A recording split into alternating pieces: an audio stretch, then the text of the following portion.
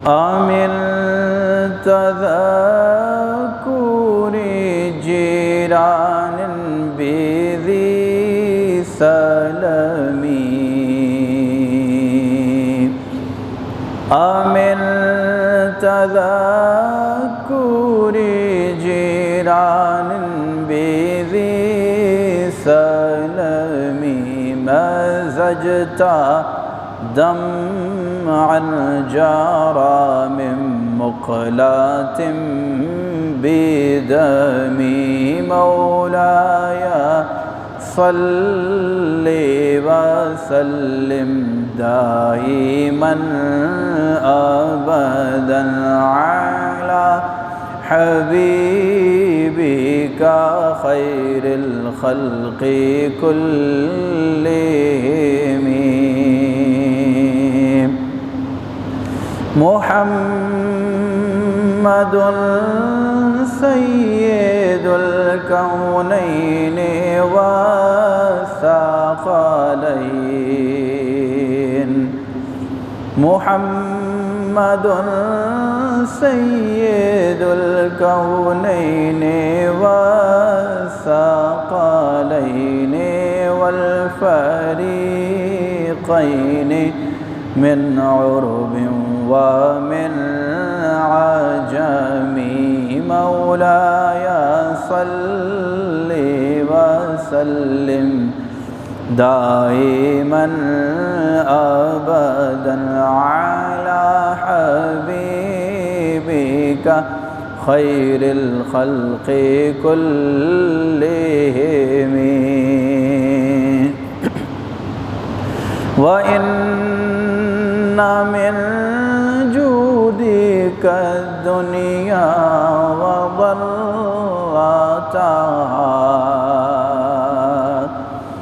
وإن من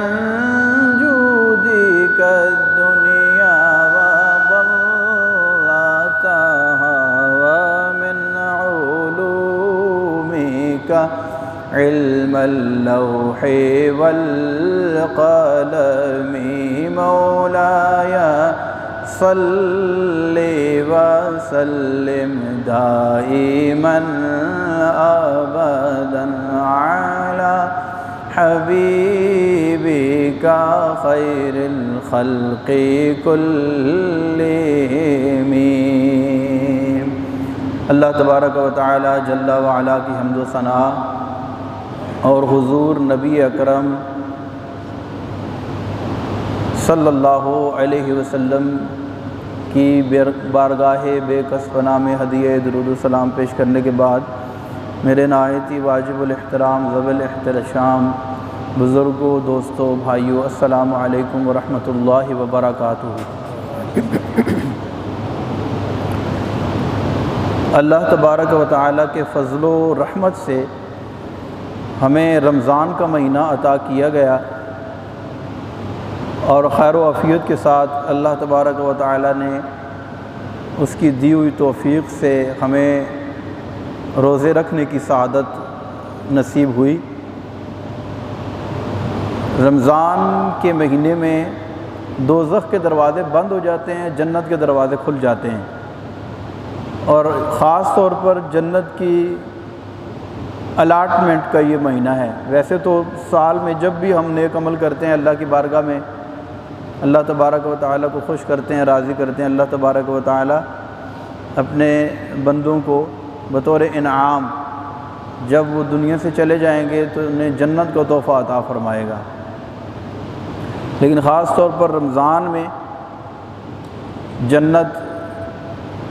دی جاتی ہے، جنت کا مالک بنایا جاتا ہے۔ جیسے اس کی مثال آپ یوں سمجھیں کہ ہمارے ہاں درخت لگائے جاتے ہیں سارا سال ہی، لیکن ایک خاص موسم ہوتا ہے اس میں شجرکاری مہم کی جاتی ہے، درخت لگائے جاتے ہیں تاکہ ملک میں درخت زیادہ سے زیادہ لگیں اور اس کے فوائد ہمیں حاصل ہوں۔ تو اسی طرح جو ہے رمضان میں جنت کی الاٹمنٹ ہوتی ہے، اور پھر یہ سلسلہ جو ہے آگے جاری رہتا ہے، اور مومن کی مسلمان کی جو زندگی ہے اس کی زندگی دیگر لوگوں سے یعنی جو مسلمان نہیں ہیں نان مسلم ہیں ان سے یکسر مختلف ہوتی ہے اور ہونی چاہیے بھی۔ بظاہر صورتاً تو ایک جیسے ہی ہیں، دو ہاتھ ہیں، دو پاؤں ہیں، دو آنکھیں ہیں، چہرہ ہے، لیکن ایک مسلمان کی زندگی اس کی جو پریکٹیکل لائف ہے وہ ایک کافر کی زندگی سے بالکل ممتاز ہوتی ہے۔ جیسے علامہ اقبال نے کہا تھا نا کہ پرواز ہے دونوں کی اسی ایک فضا میں، کرگس کا جہاں اور ہے، شاہی کا جہاں اور۔ کیونکہ کرگس جو ہے یہ گدھ جسے ہم کہتے ہیں تو یہ مردے کے اوپر جاتا ہے اور مردار کو کھاتا ہے، جبکہ شاہین کی شان یہ ہے کہ وہ کسی کا کیا ہوا شکار بھی نہیں کھاتا، اتنا غیرت مند پرندہ ہے، لیکن اڑتے کہاں ہیں دونوں؟ پرواز ہے دونوں کی اسی ایک فضا میں، کرگس کا جہاں اور ہے، شاہی کا۔ الفاظ و معانی میں تفاوت نہیں لیکن ملا کی اذاں اور ہے، مجاہد کی اذاں اور۔ ملا کی اذاں اور ہے اور مجاہد کی اذان، الفاظ ایک جیسے ہیں۔ تو اسی طرح ایک مومن اور مسلمان کی زندگی، اس کا طرز عمل، اس کا کردار، اس کا رہن سہن، اس کے اعمال، ان کا ایک اپنا طریقہ کار ہے جو اسے نبی پاک صاحب الاولاق سیاح افلاق حضرت محمد مصطفیٰ صلی اللہ علیہ وسلم نے اسے عطا فرمایا ہے۔ اور قرآن پاک میں اللہ تبارک و تعالی نے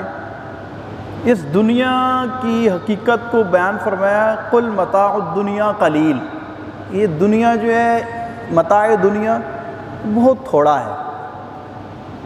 اور آخرت کے بارے میں فرمایا والآخرۃ خیر وابقیٰ۔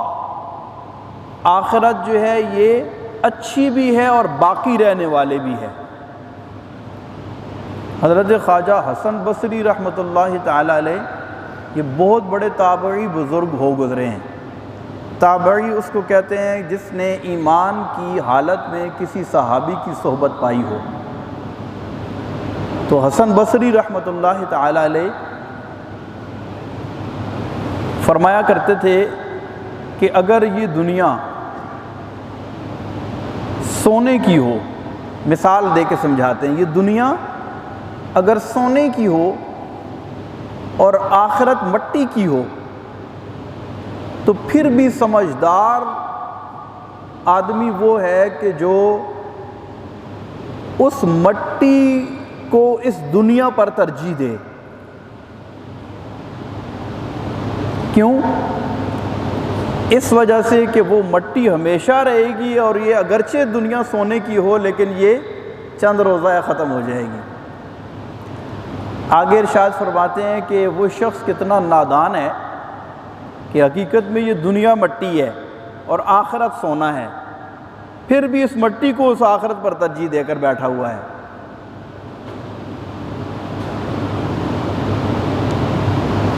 تو جب ہم لوگ اس دنیا سے چلے جائیں گے، جب ہماری موت واقع ہو جائے گی،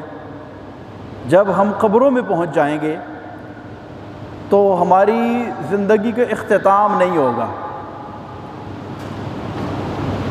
بلکہ اقبال نے بڑی پیاری بات کی، کہا کہ موت کو سمجھا ہے غافل اختتام زندگی، ہے یہ شام زندگی صبح دوام زندگی۔ یہ اس زندگی کی شام ہے اور دوامی زندگی یعنی جو ہمیشہ رہے گی اس زندگی کی صبح ہے جب تو دنیا سے چلا جائے گا۔ اور یہ قبریں ہمیں بظاہر ایک جیسی لگتی ہیں، یا دنیا سے جانے والا بظاہر ہمیں لگتا ہے کہ یہ ایک جیسا ہی ہے، لیکن حقیقت میں ایک جیسا نہیں ہے۔ میرے آقا صلی اللہ علیہ وسلم نے ارشاد فرمایا قبر المؤمن روضۃ من ریاض الجنہ، کہ مومن کی قبر جنت کے باغوں میں سے ایک باغ ہوتی ہے۔ اور میں آپ کو بڑے مزے کی ایک روایت سناتا ہوں کہ جب بندہ قبر میں جاتا ہے نا، قبر میں جب مومن مسلمان کو قبر میں رکھا جاتا ہے تو اللہ تبارک و تعالیٰ کی رحمت اس کا استقبال کرتی ہے، بلکہ روایتوں میں آتا ہے کہ اللہ تبارک و تعالیٰ کی رحمت اس کی طرف اس طرح متوجہ ہوتی ہے کہ زندگی میں اتنی متوجہ نہیں ہوئی تھی، یعنی بہت زیادہ اسے اللہ تبارک و تعالیٰ کی رحمت اپنے آغوش میں لے لیتی ہے۔ تو ایک مومن کی جو زندگی ہے، اس کی زندگی بھی نعمت اور اس کا مرنا بھی نعمت، اور مرنے کے بعد اسے اللہ تبارک و تعالیٰ اپنی رحمت و رضوان کی جگہ جنت میں داخل فرمائے گا، جو اللہ تبارک و تعالیٰ کی رحمت کا مظہر ہے۔ اور اللہ تبارک و تعالیٰ قرآن پاک کے اندر جنت کی طرف بلاتا ہے، واللہ یدعو الی دار السلام، دار السلام یعنی جنت کی طرف اللہ تبارک و تعالیٰ بندے کو دعوت دیتا ہے۔ اور ہمارے نبی پاک صلی اللہ علیہ وسلم نے ارشاد فرمایا، جو بندہ 3 مرتبہ کہے نا، یا اللہ مجھے جنت عطا فرما دے، یا اللہ مجھے جنت عطا فرما دے، یا اللہ مجھے جنت عطا فرما دے، تو اللہ تبارک و تعالیٰ اسے جنت عطا فرما دیتا ہے۔ اور جو 3 مرتبہ یہ کہے کہ یا اللہ مجھے دوزخ سے پناہ عطا فرما، یا اللہ مجھے دوزخ سے پناہ عطا فرما، یا اللہ مجھے دوزخ سے پناہ عطا فرما، تو اللہ تبارک و تعالیٰ اسے دوزخ سے پناہ عطا فرما دیتا ہے۔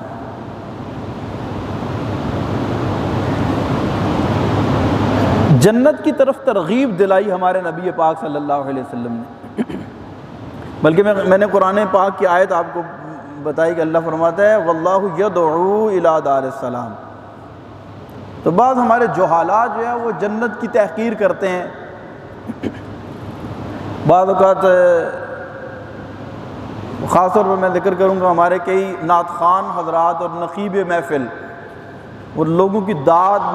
وصول کرنے کے لیے، اور نیچے عوام بھی بیٹھی نعرے لگا رہی ہوتی ہے، جبکہ جنت کی تحقیر کرنا،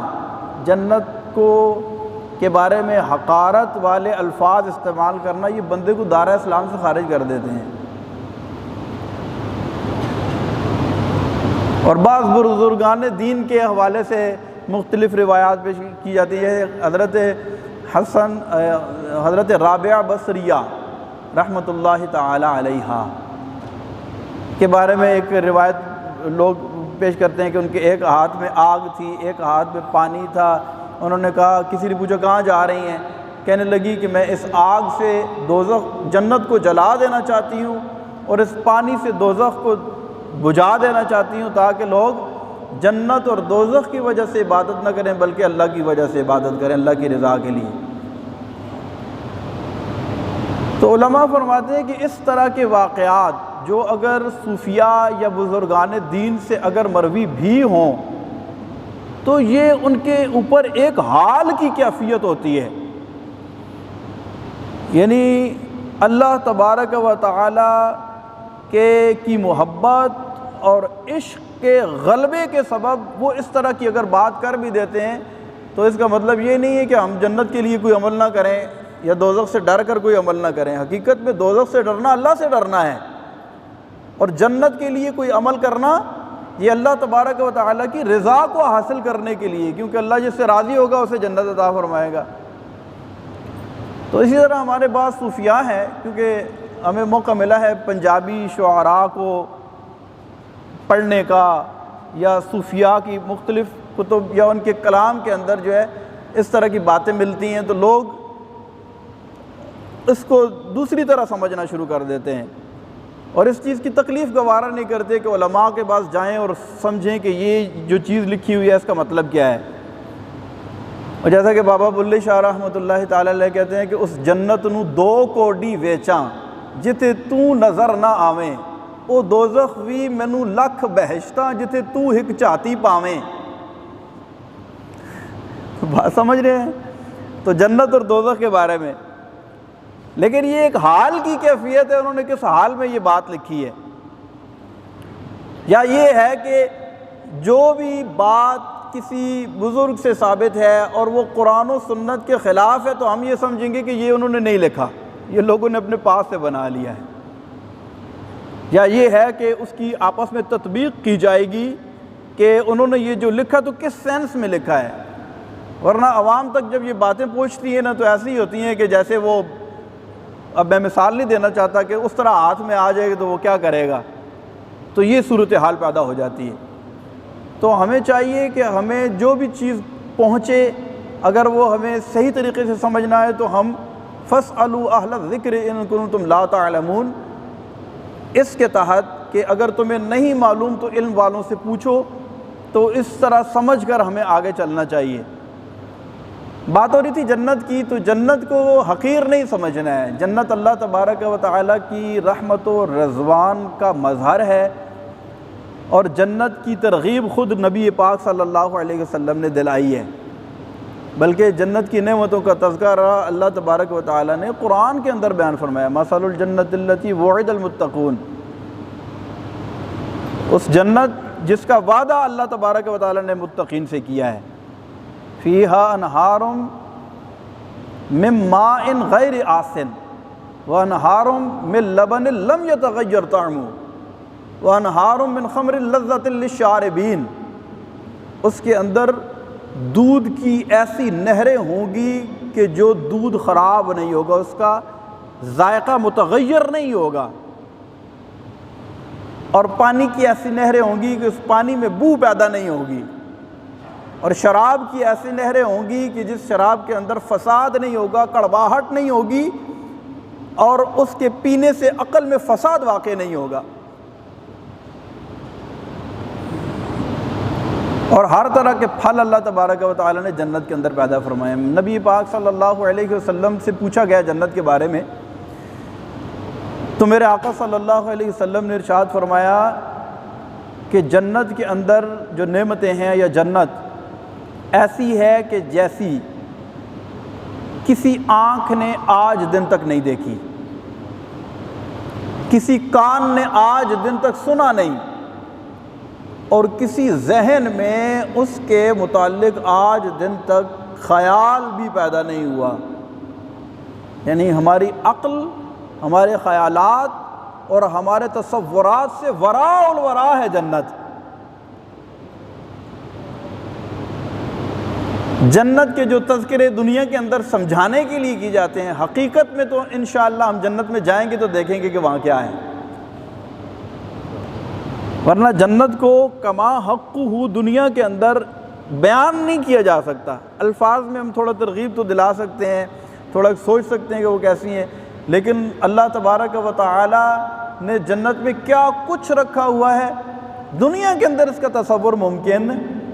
نہیں ہے۔ جنت کے اندر جو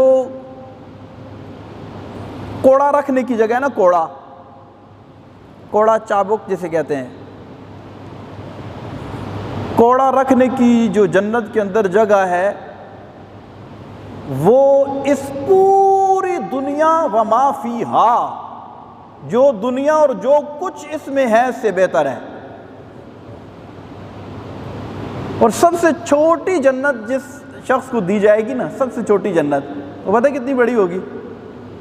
سب سے چھوٹی جنت اس دنیا سے 10 گنا بڑی ہوگی۔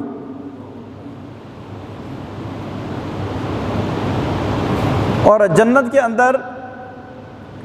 ایک ایک پھل کے کئی ذائقے ہوں گے، بلکہ 70 ذائقے بیان کیے گئے۔ ایک پھل آئے گا ہمارے پاس، ہم اس کو چکھیں گے، اس کا ذائقہ اور ہوگا، اس کے بعد کھائیں گے تو اس کا ذائقہ اور ہوگا۔ ایک پھل میں 70 ذائقے ہوں گے۔ جب کوئی پرندہ ہم دیکھیں گے اور دل کرے گا کہ اس کو کھائیں تو دل میں خواہش پیدا ہوگی، ادھر وہ بھون کر ہمارے سامنے پیش ہو جائے گا، بغیر کسی ویٹر کے، بغیر کسی آرڈر کے۔ ہمارا سوچنا، ہمارا دل میں خواہش کا پیدا ہونا ہی ایسا آرڈر ہوگا کہ وہ فوراً تیار ہو کے آ جائے گا۔ جنت میں کوئی ملال نہیں ہوگا، غم نہیں ہوگا، پچھتاوا نہیں ہوگا، بلکہ حدیث پاک میں آتا ہے کہ جنت کے اندر جو ہے جب کسی کے دل میں یہ خیال پیدا ہوگا کہ وہ بندہ کتنے بلند مقام پر ہے تو میں تو بہت چھوٹے مقام پر ہوں، تو جنت میں چونکہ ملال نہیں ہے، غم نہیں ہے، تو اس کا یہ سوچنا ہوگا کہ وہ یوں تصور کرے گا کہ میں جنت میں سب سے زیادہ بلند مقام پر بیٹھا ہوا ہوں۔ جنت میں جو کوئی جس خواہش کا اظہار کرے گا اللہ تبارک و تعالیٰ اس کی خواہش کو پورا فرما دے گا۔ اور جنت کے اندر سب سے بڑی نعمت پتہ کیا ہوگی؟ سب سے بڑی نعمت، آپ سوچ رہے ہوں گے حوریں ملیں گی، یہ بھی نعمت ہوگی، لیکن جنت کے اندر سب سے بڑی جو نعمت ہوگی وہ اللہ تبارک و تعالیٰ کا دیدار ہوگا۔ جنتی کو کیا ہوگا؟ اللہ تبارک و تعالیٰ کا دیدار ہوگا، اور اس دیدار کی کیفیت ایسی ہوگی، اس دیدار کا مزہ ایسا ہوگا، اس دیدار کا سرور ایسا ہوگا کہ جنتی جنت کی ساری نعمتیں بھول کر اس دیدار میں مگن ہو جائے گا، اور ایک طویل عرصے تک اس پر یہ کیفیت طاری ہوگی اس دیدار کی۔ اور جنت کے اندر جو حوریں ہوں گی وہ ایسی ہوں گی کہ پاک صاف، ہر طرح کی غلاظت سے بالکل مبرہ ہوں گی۔ اب یہ پاکی صافی سے مراد یہ ہے کہ نہ تو وہ بد اخلاق ہوں گی، آگے سے سوال جواب نہیں کریں گی، آگے سے بحث نہیں کریں گی، تکرار نہیں کریں گی، کراس کوسچن نہیں کریں گی، اور پھر جو طبعی معاملات ہوتے ہیں اس میں بھی ہر طرح کی ناپاکی سے بالکل پاک اور صاف ہوں گی۔ بلکہ جنت کی حور کی ایک مثال دی جاتی ہے کہ جنتی حور نے 70 جوڑے پہنے ہوں گے۔ کتنے؟ 70 جوڑے اس نے پہنے ہوں گے۔ اب یہاں پر کوئی عورت ہمارے سامنے 70 جوڑے پہن کر آ جائے تو وہ کیسی لگے گی؟ اچھی نہیں لگے گی نا؟ لیکن جنت کی حور نے 70 جوڑے پہنے ہوں گے، اور ان 70 جوڑوں کے اندر سے اس کی ٹانگ کی پنڈلی کی ہڈی کے اندر جو گودا ہے وہ مثل سرخ شراب کے نظر آئے گا، اتنی ٹرانسپیرنٹ ہوگی۔ اور جب بھی وہ کسی حور کی طرف دیکھے گا تو وہ اسے یاد دلائے گی کہ اللہ تبارک و تعالیٰ کے حکم کے مطابق دنیا کے اندر آپ نے یہ فلاں کام کیا تھا، اس کے بدلے میں اللہ تبارک و تعالیٰ نے مجھے آپ کے نکاح میں دیا ہے۔ بلکہ خاص طور پر امر بالمعروف و نہی عن المنکر، یعنی نیکی کا حکم کرنا اور برائی سے روکنا، اس کے حوالے سے آتا ہے کہ ایسا بندہ جو لوگوں کو اچھی بات بتاتا ہے اور بری بات سے روکتا ہے، ایسے لوگوں کو اللہ تبارک و تعالی 70 حوریں عطا فرمائے گا، اور ہر حور اس کو وہ مقام یاد دلائے گی کہ فلاں مقام پر آپ نے لوگوں کو اللہ کی طرف بلایا تھا، اور فلاں مقام پر آپ نے اللہ کی نافرمانی سے لوگوں کو روکا تھا، جس کے سبب اللہ تبارک و تعالی نے مجھے آپ کو عطا فرمایا ہے۔ اور جنت کی زندگی ایسی ہوگی کہ کبھی بھی ختم نہیں ہوگی، اس کا اینڈ نہیں ہوگا، اس کا اختتام نہیں ہوگا۔ جب جنتی جنت میں چلے جائیں گے تو جنت سے باہر نہیں آئیں گے۔ اچھا، دوزخ میں جب کوئی جائے گا، دوزخ میں جائے گا اور وہ مسلمان ہوگا تو ایک مقررہ جو اس کی سزا ہے، اس کے بعد اسے دوزخ سے نکال کر جنت میں داخل کیا جائے گا۔ اسی لیے ہم کہتے ہیں کہ اگر کسی کے دل میں رائی کے دانے کے برابر بھی ایمان ہوگا تو وہ جنت میں ضرور داخل ہوگا، رائی کے دانے کے برابر بھی اگر ایمان ہوگا۔ ان میں سے بہت سارے تو ایسے ہوں گے کہ اللہ تبارک و تعالیٰ ان کو بغیر حساب کتاب کے ہی اپنی رحمت سے جنت میں داخل کر دے گا۔ لیکن بہرحال چونکہ صحیح احادیث اور قرآن پاک سے یہ ثابت ہے کہ کچھ نہ کچھ لوگ ایسے ضرور ہوں گے کہ مسلمان بھی ہوں گے لیکن اللہ تبارک و تعالیٰ کے عذاب اور اس کے عتاب کا شکار ہوں گے۔ اللہ تبارک و تعالیٰ ہمیں محفوظ فرمائے۔ بہرحال اللہ کے عذاب کا شکار ہو کر جو دوزخ میں چلے بھی جائیں گے لیکن ہوں گے مومن مسلمان، تو ان کو وہاں سے ایک نہ ایک دن نکال کر جنت میں داخل کر دیا جائے گا۔ لیکن جو جنت میں جائے گا، جنت میں ایک دفعہ انٹر ہو جائے گا، جنت کے اندر چلا جائے گا، تو اب اسے کبھی بھی جنت سے نہیں نکالا جائے گا، ہمیشہ وہ جنت کے اندر ہی رہے گا۔ جنت میں داخل ہونے کے لیے کچھ اسپیسیفک اعمال بھی ہیں جن پر خاص طور پر احادیث میں آتے ہیں، وہ ایک دو انشاءاللہ میں آپ کو عرض کرتا ہوں، بہت آسان ہے۔ ہمارے نبی پاک صلی اللہ علیہ وسلم نے ارشاد فرمایا کہ جو بندہ ہر فرض نماز کے بعد آیت الکرسی پڑھ لیتا ہے، کیا کرتا ہے؟ آیت الکرسی پڑھتا ہے، تو اس کے اور جنت کے مابین سوائے موت کے اور کوئی رکاوٹ نہیں ہوتی، یعنی مرتے ہی جنت میں داخل ہوگا۔ آیت الکرسی یہ بہت آسان ہے، آپ کو یاد بھی ہوگی۔ ہر فرض نماز کے بعد اپنی یہ عادت بنائیں کہ ایک مرتبہ آیت الکرسی پڑھ لیا کریں۔ ایک اور عمل آپ کو بتاتا ہوں، اس کے بارے میں بھی جنت کی بشارت ہے، اگر وہ ہم اپنی زندگی میں نافذ کر لیں، وہ ہے تہجد کی نماز۔ میرے نبی صلی اللہ علیہ وسلم ارشاد فرماتے ہیں کہ کل قیامت کے روز اللہ تبارک و تعالیٰ ارشاد فرمائے گا کہ وہ لوگ جن کی کروٹیں ان کے خوابگاہوں سے جدا رہتی تھیں، وہ کہاں ہیں؟